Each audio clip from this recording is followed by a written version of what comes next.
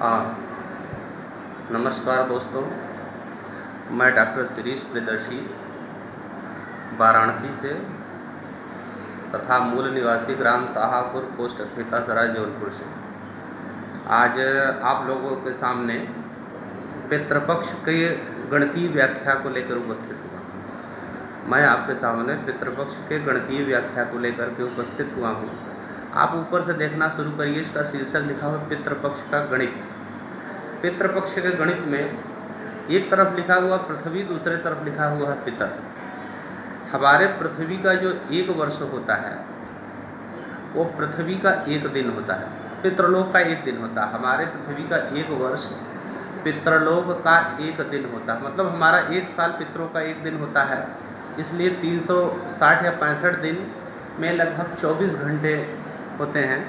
360 लिखा है, 365 दिन में 24 घंटे और 15 दिन में 1 घंटा और 1 दिन में 4 मिनट, मतलब हमारा एक दिन पितरों के 4 मिनट के बराबर होता है। ये गणित का एक पक्ष समझिए। एक वर्ष माने एक दिन, अर्थात 365 दिन माने 24 घंटे। 15 दिन का मतलब हो गया 1 घंटा और 1 दिन का माने हो गया 4 मिनट। पितरों में जो हमारे पिता होते हैं वो वसु के रूप में होते हैं। पिता वसु के रूप में होते हैं। पितामह मतलब दादा रुद्र के रूप में होते हैं। प्रपितामह मतलब परदादा जो होते हैं वो आदित्य के रूप में होते हैं। और नाना जिसको मातामह कहते हैं वो यक्ष के रूप में होते हैं। अब श्राद्ध के समय में एक बड़ा बहुत शोध करने के बाद एक बहुत निर्णय पर मैं पहुंचा हूँ कि बहुत सारे लोग कहते हैं कि नहीं, जिस दिन उदया तिथि में हो उस दिन श्राद्ध करना चाहिए। लेकिन ये शैव मार्ग की चीज़, शैव लोग जो होते हैं वो कोई भी तिथि का मान उदया तिथि में करते हैं।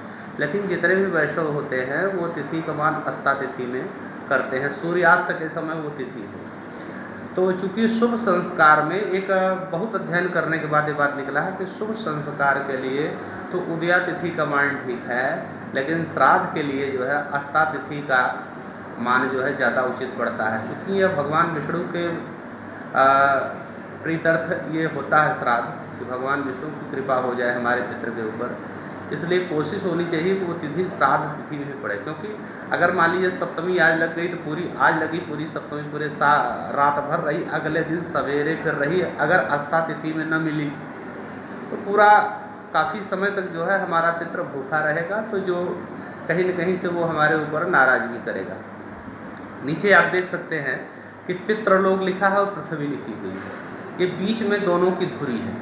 ये जो बीच की लाइन वृत्त के बीचों बीच व्यास के रूप में खींची गई है, वो ऊपर वाली पितृलोक की धुरी है और इधर पृथ्वी की धुरी है। तो ये दोनों इस तरह से जो है भ्रमण करती है कि क्वार मास के अश्वनी मास के कृष्ण पक्ष में पृथ्वी की धुरी और पितृलोक की धुरी दोनों एक सीध में हो जाती है। ध्यान दीजिए, देखिए चित्र में पृथ्वी की धुरी और पितृलोक की धुरी दोनों एक सीध में हो जाती है।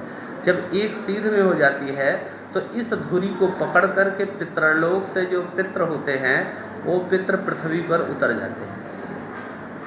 देखिए, पितृलोक पृथ्वी दोनों की धुरी एक हुई। हमारे के यहाँ वो धुरी 15 दिन तक कायम रहती है, जबकि पितृलोक की गति के हिसाब से 1 घंटे के लिए कायम रहती है। तो चूँकि गणित में आपने देखिए लिखा हुआ है जो है कि हमारा जो पृथ्वी का 15 दिन होता है वो पितृलोक का 1 घंटा होता है। तो इसलिए पितृलोक 1 घंटा के लिए हमारे पृथ्वी की गति के हिसाब से 15 दिन, ये 15 दिन के समय पर ये 15 दिन तक पितृ जो है पितृलोक से उतर करके पृथ्वी पर आते हैं। और जब आते हैं तो वो अपने वंशजों से, अपने पुत्रों से कामना करते हैं कि मुझे कोई, मेरे संतान मुझे तर्पण करेगा। केवल तर्पण की बात है, पिंडदान कर सकते हो तो अच्छी बात है, नहीं तो तर्पण का मतलब हाथ में जल लेकर के, अंजलि में जलांजलि शब्द है, उसमें तिल डाल करके दे दिए, वही पितरों का भोजन होता है। अब आगे ये बात है, वो 15 दिन तक ऐसी चीज़ होती है। 15 दिन तक पृथ्वी पर जो है ये हमारे पितृ रहते हैं। अब क्या होता है कि जैसे ही पितृ लोक से पृथ्वी लोक पर आते हैं तो सबसे पहले वो अपने ज्येष्ठ पुत्र के पास जाते हैं और ज्येष्ठ पुत्र से यह कामना करते हैं कि यह पुत्र हमको तर्पण या जलांजलि देगा।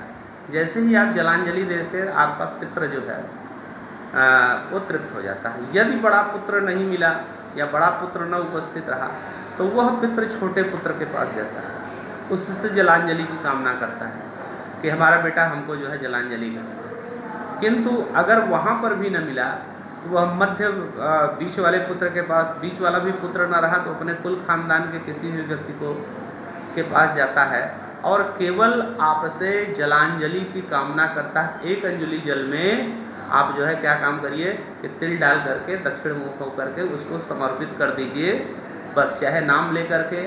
अब इसकी विधि क्या होती है, थोड़ा सा ये भी आपको हम चर्चा करेंगे।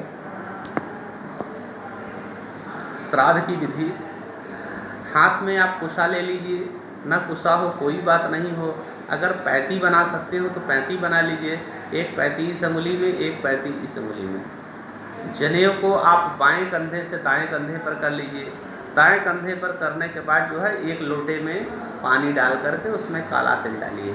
कुछ लोग अक्षत भी मिलाते हैं, लेकिन अक्षत देव तर्पण के लिए होता है, पितृ तर्पण के लिए केवल तिल का प्रावधान शास्त्रों में है। इसलिए तिल और अक्षत कोशिश करिए कि दोनों एक साथ मत मिलाइए, यदि मिला देते हैं तो भी कोई बात नहीं, उसमें तिल होना आवश्यक है। अक्षत भी मिला देते हैं कोई बात नहीं, नहीं मिलाते तो भी, लेकिन तिल होना जरूरी है, ये बात ध्यान दीजिएगा। बस आपको करना क्या है कि हाथ में जो है इधर पैती पहनिए, इधर पैती पहनिए और एक कुशा लीजिए इस पोजीशन पर, हथेली के कुशा को इस तरह से रखिए कि जैसे हम ये पेन रख करके दिखा रहे हैं, कुशा इस तरह से होना चाहिए, लाइक दिस। अगर अब कोशिश करिए कुशा का जड़ भाग आगे रहे, जड़ वाला हिस्सा आगे रहे। और अब आपको क्या करना है, इसी पे जनेऊ रख लेना है दक्षिण कंधे पर, और लोटे में आप जल भर करके कोशिश करिए कि बाएं हाथ से जल गिराइए। मंत्र आपको बोलना है पिता के लिए, जैसे हम बोलते हैं भार्गव गोत्र से अपने पिता हम लेते हैं, पितु वसु रूपेण गृहाणाम जलांजलि। फिर आप हिंदी में बोल दीजिए, हे पिताजी आपकी जीवात्मा जहाँ हो वो जलांजलि ग्रहण कर पड़े, लेकिन ये बोलना जरूरी, सुधा बोलिए या बोलिए तस्मै सुधाय नमः 3 बार, तस्मै सुधाय नमः, तस्मै सुधाय नमः। उसी प्रकार से ऐसे कुशा फिर हाथ में लीजिए। पितामह के लिए अमुक गोत्र से हम लोग बोलते हैं भार्गव गोत्र से, पिताजी का दादाजी का नाम ले लिए, पितामह रुद्र रूपेण, दादा का जो रूप होता है रुद्र रूप है, रुद्र रूपेण गृहाणाम जलांजलि तस्मै सुधाय नमः, तस्मै सुधाय नमः, तस्मै सुधाय नमः। और इसके बाद जो है प्रपितामह की बात आती है, तो अब फिर बस आप तिल लीजिए, पानी लीजिए, लोटे को रखिए, हाथ में कुशा इसे आगे रहेगा और अंगुली, तर्जनी अंगुली और अंगूठा के मध्य से आप जो है फिर लोटे से जो है पानी गिराएंगे, जो है जिसे पाइप की शक्ल में होगा, लेकिन कुशा की जड़ से पानी अगर गिरे पितरों के लिए तो ज़्यादा ठीक है। और इस प्रकार से अपने प्रपितामह को बोलिए कि आपकी जीवात्मा जहाँ हो जल ग्रहण करिए। पानी देते समय अपने पिता का प्रसन्न चित्र मुख, जैसे वो प्रसन्न रहता था, प्रसन्न रहने पर जो उसकी मुद्रा दिखती थी, उस तरह की मुद्रा आपको दिखे। पितामह प्रपितामह की करने के बाद आप पुनः जो है हाथ जोड़ करके दक्षिण दिशा में पितरों से प्रार्थना करिए कि आप पितृलोक में जहाँ रहिए सुख से रहिए, हमको भी आशीर्वाद दीजिए, अपने भी प्रसन्न रहिए। अब फिर इसके बाद आप जनेऊ सीधा करके पुनः स्नान करिए। पितृपक्ष के दौरान जो है देव पूजा निषिद्ध तो मैं नहीं कहूँगा, आप भजन इत्यादि कर सकते हैं, लेकिन पितृ पूजा जब होती है देव पूजा से बचना चाहिए। अब इसके बाद अगली चीज़ आती है कि श्राद्ध वगैरह, जिस दिन मृत्यु हुई रहे कोशिश करिए कि वो तिथि अस्ता तिथि में हो, अस्त हो, सूर्यास्त के समय वो तिथि पड़ रही हो उसी दिन। मतलब ये कि आपके पूर्वज आएंगे, दिन भर भूखे रहेंगे, तिथि मिल गई है तो वो ठीक नहीं रहेगा। तिथि में ब्राह्मण भोज, पिंडदान यथाशक्ति करने का प्रयास करना चाहिए। बाकी शेष काम पितृ विसर्जन के दिन आप उनको तर्पण करिए, तर्पण करने के बाद उनको पीढ़ा रख दीजिए, लोटे में पानी रख दीजिए, दतून रख दीजिए और अपने जाइए स्नान ध्यान कर करके बढ़िया दाढ़ी बाल बना करके शुद्ध साफ कपड़ा पहन करके दक्षिण मुख हो करके अपने पितरों को हव्य दीजिए। हव्य देते समय पूड़ी खीर और जो भी आपके पास हो तो आप उनका नाम लीजिए, अपने रिश्ते का गोत्र का नाम लीजिए और कहिए कि आप तस्मै सुधाय नमः, सुधा कह करके अग्नि में डालिए और बोलिए कि आप अपना भाग ग्रहण करिए। और इसके बाद जो है इसको करने से पूर्व जो है अग्रासन निकाल देना बहुत ज़रूरी है। अग्रासन का मतलब गाय कौवे कुत्ते को जो है भोजन निकाल दीजिए और इस प्रकार से आपके पितृ आपसे प्रसन्न रहेंगे और रहने के बाद जो है से जो है पितृपक्ष समाप्त हो जाएगा, फिर अपने जीवन में आप आगे बढ़िए, पितरों की कृपा आएगी। किंतु अगर कोई भी पितर आया, पृथ्वी पर आया अपने हिसाब से 1 घंटे के लिए, हमारे हिसाब से 15 दिन के लिए, और वो कहीं जल नहीं पाया, तो पितर कुपित होता है, और कुपित होकर के आपको श्राप दे करके फिर जाता है। और जब पितर का श्राप लगता है तो इसको कहते हैं पितृदोष। पितृदोष के लक्षण होते हैं, पहला चीज़ कि आपका अनावश्यक अपमान होना। आप बहुत शरीफ आदमी हैं, कोई गलत काम नहीं कर रहे हैं, इसके बाद भी कोई गाली दे रहा है, कोई अपमानित कर रहा है, कोई मार पीट रहा है, पुलिस वाले आके आपको गाली दे रहे हैं, कारागृह में जा रहे हैं, बंदी गृह में जा रहे हैं, सफ़ेद कुष्ठ हो गया, हाथ पैर कांप रहा है, दिमाग से पागलपन हो गया, मति भ्रम हो गया, तो आपके ऊपर पितृदोष है। किसी बच्चे की शादी नहीं हो पा रही है काफ़ी उम्र के बाद, पितृदोष है। किसी भी पुत्र को संतान नहीं हो रहा है, वहाँ पर भी पितृदोष है।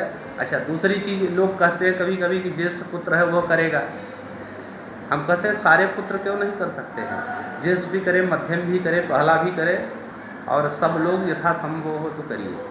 रही बात गया श्राद्ध की बात, तो गया श्राद्ध का विधि विधान बहुत है। नारायण बलि, त्रिपिंडी श्राद्ध, श्रीमद् भागवत सुन करके गया जाइए। बहुत लोग कहते हैं कि मेरे पास इतनी सामर्थ्य नहीं है, तो अनेक शोध करने के बाद मैं डॉक्टर शिरीष प्रियदर्शी अपने रिसर्च से बता रहा हूँ कि आप सीधे गया जी चले जाइए, बिना किसी आडंबर के। गया में अपने पूर्वजों के नाम से पिंडदान करिए, 3000, 4000, 5000 जो भी उसका खर्चा लगेगा। पिंडदान करने के बाद घर पे आइए, घर पे आने से पूर्व गंगा स्नान करिए, सत्यनारायण भगवान की कथा सुनिए, कथा सुन करके यथाशक्ति दान दक्षिणा भोजन का प्रोग्राम रखिए। नहीं रख सकते हो तो मत रखिए, लेकिन मेन महत्व जो है गया में जा कर के पिंड दान का है, तो उस पे बारे में विचार करिए। बहुत जरूरी नहीं नारायण बलि, त्रिपिंडी श्राद्ध, श्रीमद् भागवत सुन के ही आप जाइए, आप सीधे भी जा करके वहाँ कर सकते हैं, ठीक है। तो इस तरह से आप पितृदोष से पितृ आपके प्रसन्न रहेंगे, जीवन में तरक्की रहेगी, सुख रहेगी, वृद्धि होगी। नहीं तो जो है भटकते मर जाएंगे, जो है अपमान के सिवा कुछ मिलने वाला नहीं है। नमस्कार, मैं डॉक्टर शिरीष प्रियदर्शी, बनारस से, मूल निवासी, ग्राम शाहपुर, पोस्ट खेतासराय, जौनपुर का। ग्राम शाहपुर, भृगुवंश का मैं तिवारी हूँ जो है।